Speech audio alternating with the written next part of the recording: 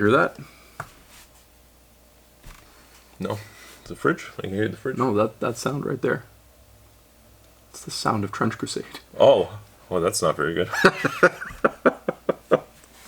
That's too bad. It's still going? That's, I don't know, man.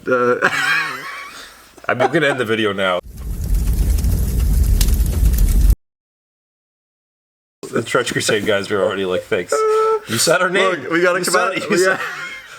Like we're not. Look, we are doing our part to keep this alive for you guys, okay? Yeah. Well, welcome back to another Lords of War Games and Hobbies video. If you're here for the first time because you thought you're getting some fun Trench Crusade content, I'm sorry. Sorry. We're trying to talk. You got zapped. We got zapped, yeah, exactly. Yep. We're here to talk about the, from the retail perspective, Trench Crusade is always a fun topic to kind of get into because it is a non-retail item. Correct. And we have customers that like stuff like that and ask us questions. And so we are involved in some way or another with people that collect Trench Crusade. Well, first of all, I would like to just comment how very happy I am that I haven't had to talk about Trench Crusade with any customers for several months now because no one's come in to ask about it or make proclamations about how it's going to like take over. Well, and that's really the news video today, is that there is no news. And I think in the modern world of Warhammer community and the constant update, social media kind of sphere where everyone needs constant information, where customers come in each week and be like, is this game dead now? I haven't heard anything in 2 weeks about it. And you're like, oh, geez, it's just a small company, calm down. Yeah. And that's whether we like it or not, we can acknowledge that that's how it is.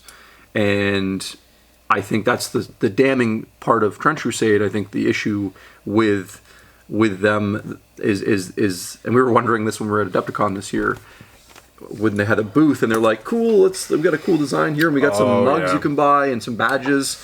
And we're just sort of like, and we made a video after being like, how are they going to keep this flame going, this fire alive? Mm-hmm.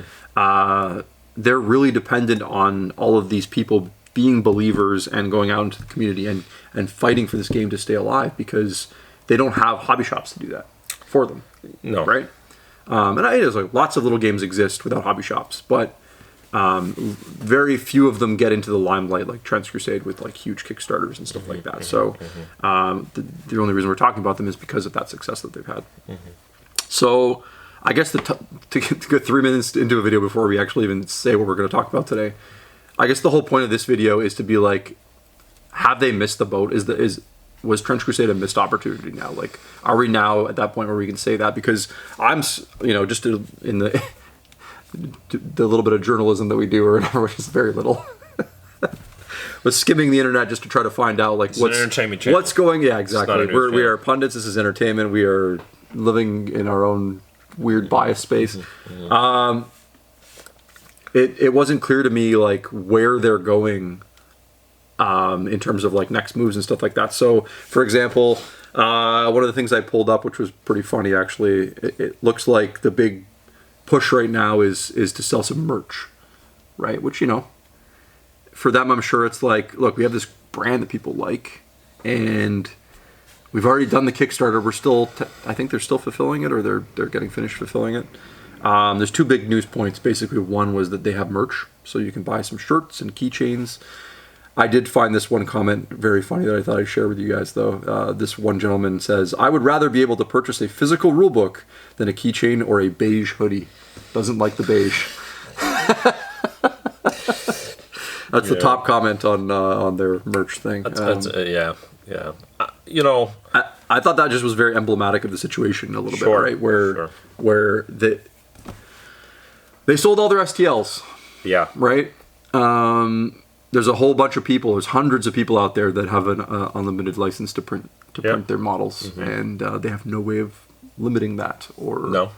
So what do? You kind of go to conventions and you promote your game. You hopefully sell stuff at cons. You sell merchandise because you're a brand. Sure.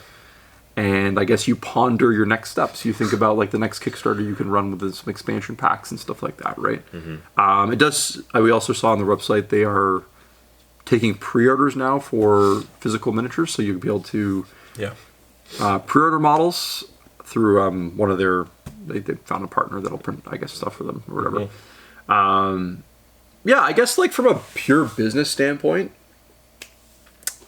I'm just kind of disappointed that they didn't take a bigger swing. You know? Yeah. Like, well, so I mean, I think legitimately they probably, well, it's a couple of things, right? Like they didn't necessarily like expect things to happen as quickly. So there's a bit of lag probably between like what they were committing to finishing, and then they were probably like, oh crap, we need to get the next wave up so we can collect more money quick, you know. Yeah. Then there's like, well, we need to cobble some merch together. Like it's all like it all screams like, well, no one expected this, so they're trying to like do what they can, I guess. But then you also have the fact that like by nature it's about like just STLs. So what do you what do you do with that? Because all making physical miniatures, like that's like challenging because they never planned to like make physical miniatures. Seemed like anyway. Well, they must have had a partnership with somebody because they did have a pledge. You could get physical miniatures. Oh, yeah, I don't know. Maybe they were, but like on an ongoing basis, you're right. Like those are two very different things. Sounds like it's still printed though, rather than casting. No, 100%. You're right. You're right. So, yeah. So there's like various moving pieces that aren't in sync. They're just kind of, in my opinion, the path forward is going to be from them anyway is going to be like more minis, like making more minis and probably writing some rule sets, like but I don't know if they're going to deliver those in print format. They'll always have their like core group, I guess, of people. It kind of reminds me of Kingdom Death, to be honest, a little bit. You always go back to that, which is funny. Yeah, it's a great comparison. It feels very similar. Yeah. Like you've got like super fans of this specific like setting and aesthetic, and the way the minis look. I kind of casually looked at the minis again today, and I was like, wow, these are such. It's like literally they took Citadel miniatures and War Machine miniatures and Malifaux miniatures, and they blended them together. Like, to me anyway. I know people are gonna be like, Jay's a hater or whatever. That's fine. Well, yeah, he is, but that's why we love Jay. That's fine, right? I just like optically right away. I was like, wow, this guy looks. Yeah. I could see the torso of like a Blight King here, and I can see the.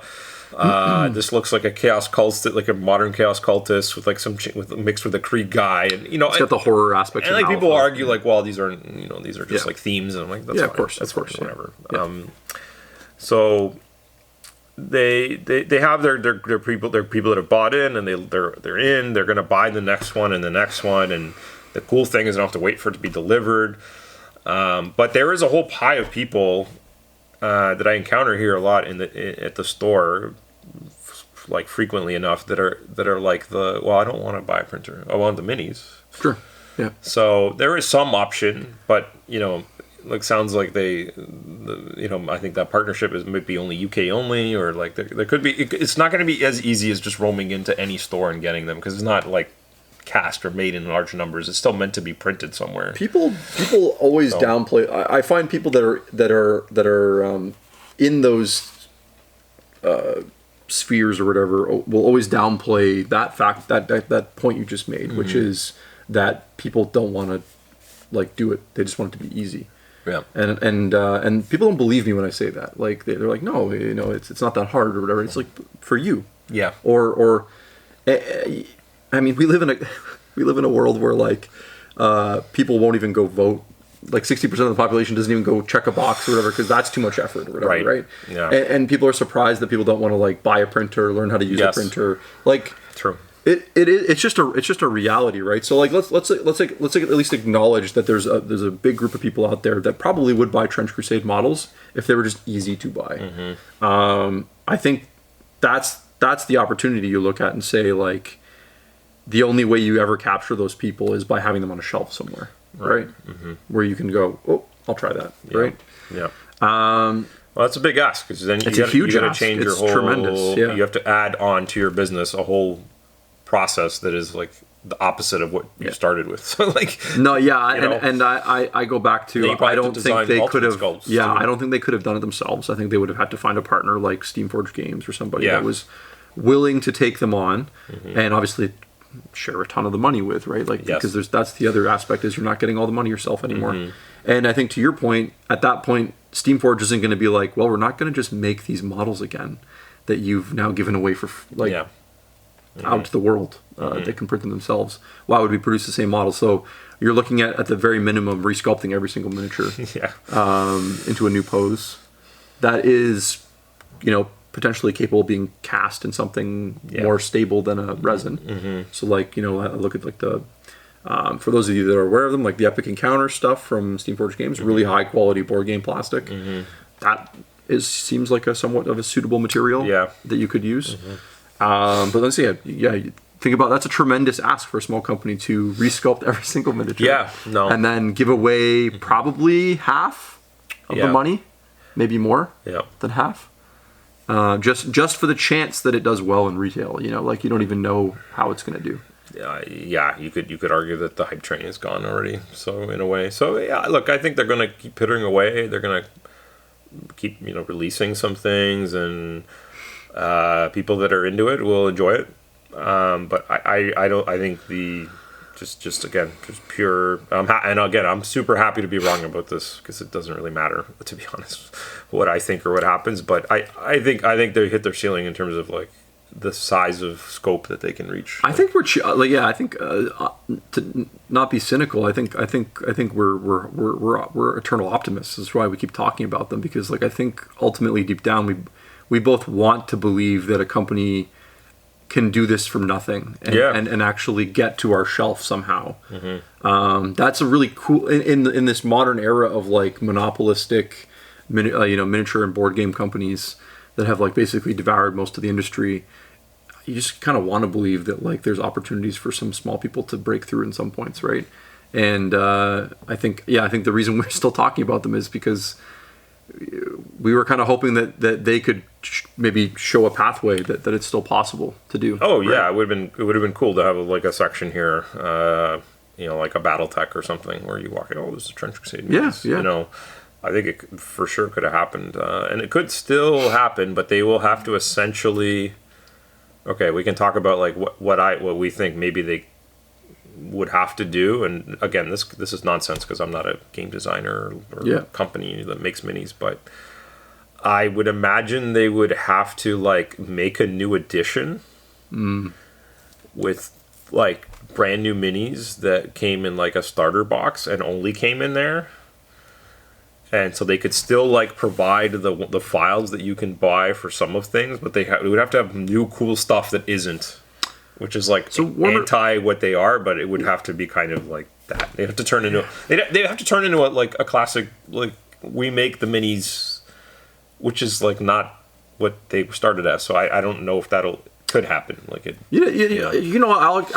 I'm thinking about it now. I think. You can make the argument that you can 3D print any Warhammer 40,000 army. Sure. Right? Like you can find proxies or there's companies that make them or whatever, right? So why is Games Workshop still, according to some people, like they're doing terrible or whatever, even though they ignore the reality of their financial reports, but like why are people still buying the models? It's all game licenses, Chris. It's all game. It's just Space Marine 2 just holding, it's like the Atlas just holding up the company or whatever, shaking or whatever. And you get digital download packs. Saturn flopped. Like things are not things are not good. Don't forget about Tomb World. Don't forget about Tomb World. $300. Don't bury yourself under that. I think. But they didn't make that many, so.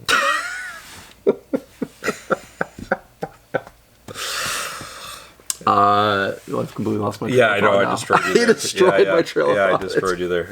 Yeah. What were we talking about? Trench Crusade. What you think they will do? Oh, well, you're talking about how despite that the 40K doesn't print stuff, they are able to. Great, awesome. I guess my point with that was essentially, for some reason, people want the official Games Workshop models. Yes, and we could argue it's a quality thing. People like the miniatures, but there's always going to be some element of like people just like the stuff that's official. Like maybe they like to support the company, maybe they like to support a local shop, whatever it is. There's something there, right? It's the same reason why people buy packs of Magic cards. They don't just print their decks at home or whatever, right? There is an element of so how could a company like Trench Crusade, maybe we're overthinking this STL thing. Maybe that doesn't matter at all. Maybe if they just make official models call them official. Yeah. No, right? Sure. Make them whatever. You got to make them high quality. That's the thing, right? It has to be good. Maybe that's enough on its own. Sure. To people will want those ones. Probably. Right? Yeah. So I'll have to test it out. They probably won't. And probably not. And if they add a special mini, like maybe they don't have to do a full resculpt of things. Maybe they throw in a few special minis, like hey, it only come, you get this one in this box only if you buy it. To buy the physical box, you get this guy included. Like people will go for that stuff. Like I think you could make it work. But then we go into the real question of like, what about in today's landscape though, with tariff wars and logistic this and shipping that? Like, is that even worth the money? Yeah, no, that's a really good final point. Is like, is there is a lot of advantages to keep continuing to do business the way that they were doing it, which is like direct to consumer. The problem is, and I'll go back to this, and this is actually something I only know because good friends with Ash Barker from Guerrilla Miniature Games, and I'm on his channel. We try to go on his channel. Jay has a much younger kid, so he hasn't been on in a while, but he did used to go on quite a lot. I used to be. I only have insight into this because Ash has spoken to so many of these small companies that produce STLs and digital files, and they all end up in the same place, which is they don't make enough money doing that. Yeah. And they look at making physical things again.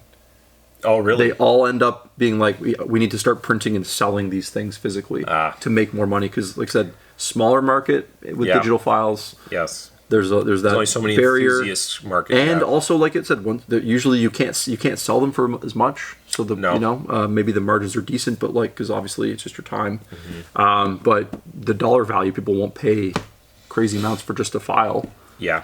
But people will pay more for a physical thing that's done if it's high quality, right? So they inevitably end up there again, which is like we want to make physical things and sell them. So that's where I'm like, well, yeah, the world is very uncertain. This whole like tariff thing, physical items have problems, but like ultimately, literally back to the beginning of the video, the Trench Crusade booth at Adepticon this past year was like some shelves with some props and knickknacks and like I think a demo table or something. Knickknack paddywhack. And so you imagine like, and I think there's a lot of people like this. I'm sorry, 3D printer people. Not everyone actually. I don't know how many. If I got 100 wargamers, like maybe like 70 of them don't have a printer or haven't used one or something. I think that's low.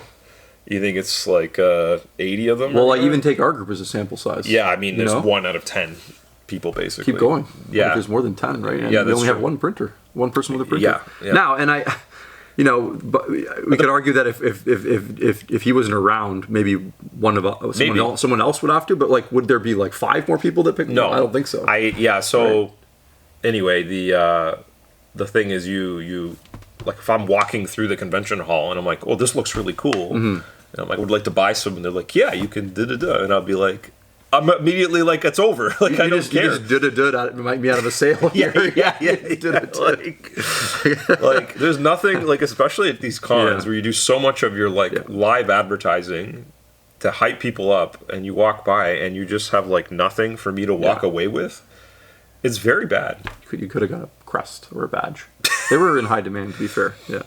Conversely, Parabellum Games have for year after year bring like very beautiful tables. They always have tons of people sitting and playing, and then when you're done playing, it's very powerful. You go to the wall and buy the thing. They walk you over, and be like, "Hey, what are you picking up?" or whatever. And then you have something to share with your friends, and you take half of this box and whatever. Like it's a thing. So I think that's they're gonna always be limited because they haven't gone there yet. So until that happens, I think the trench is quiet. I think it's all quiet. All quiet on the Western Front. Yeah. To be honest. Yeah. Well, we wanted to just do a little update video and see where things are at. I think the silence was deafening, is the saying or whatever, in the last few months, and we were just kind of joking, and we started to dig a little bit and try to find some news, and it was just kind of also very quiet. So, yeah, let us know if we're horribly wrong. Tell us how we're horribly wrong, please. But 100 people comments. played at some con or something, and that that means a lot. That's awesome. I'm not a hater. That's cool, man. That's cool. Those people are happy. Those people are happy and not yelling at other people. I was at this thing, and there were so many of us enjoying the thing. That's awesome. Super duper. Yeah. I'd like to be like that one day too. Yeah. That happy guy in the corner playing a game. Well, thanks for watching, guys. If you like this, give us a like and a subscribe. That goes a long way to helping us. You can also check out our Patreon page where you can interact with us more directly, ask questions, give us video idea suggestions, and we try to take those and make videos out of them. Thanks a lot. We'll see you next time. Bye. Bye.